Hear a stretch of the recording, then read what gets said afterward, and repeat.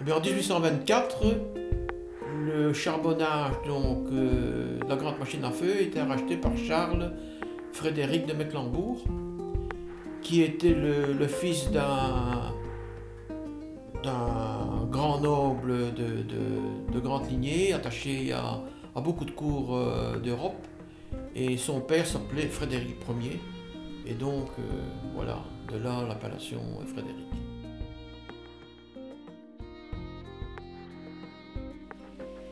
Malgré que c'était encore en activité, il y avait déjà des chemins qui reliaient Boussu, etc. Donc, et ici, même encore en activité, les gens de c'est le sentier de Warkini, les gens venaient de Warkini, les Dourouins allaient à Warkini en passant par le bois. Donc ils longeaient le terri malgré que les wagonnets étaient là en train de travailler par ce sentier pour accéder au bois de Saint-Guilain qui est juste derrière. Il y a eu un coup de grisou terrifiant au charbonnage ici. Terrifiant. Il y a un mec, il va... Enfin, c'est incroyable ce qu'il peut faire. Il risque sa vie, il va dans les... Il sauve des tas de gens. Il sauve des tas de gens. Il sauve des tas de gens et son acte est tellement héroïque que le roi vient, Albert Ier, vient, et on montre encore sa maison, il vient voir le mec dans sa maison, au point le roi il est grand, il se cogne la tête dans le chambranle de la porte, et le mec il fout le camp.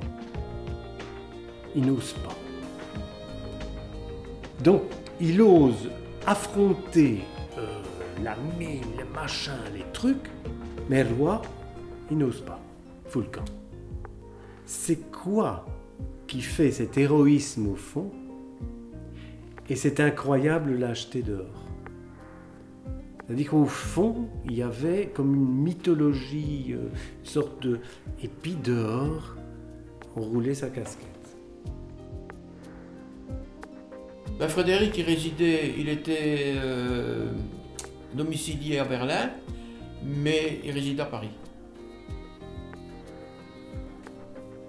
Et il avait une exploitation minière à Dour et d'autres propriétés un peu partout.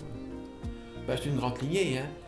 Ils sont liés à une de ses cousines ou ses sœurs, je ne sais pas, a marié celui qui allait devenir le roi du Danemark. Il a une nièce qui a marié un de ceux qui auraient dû être roi de France.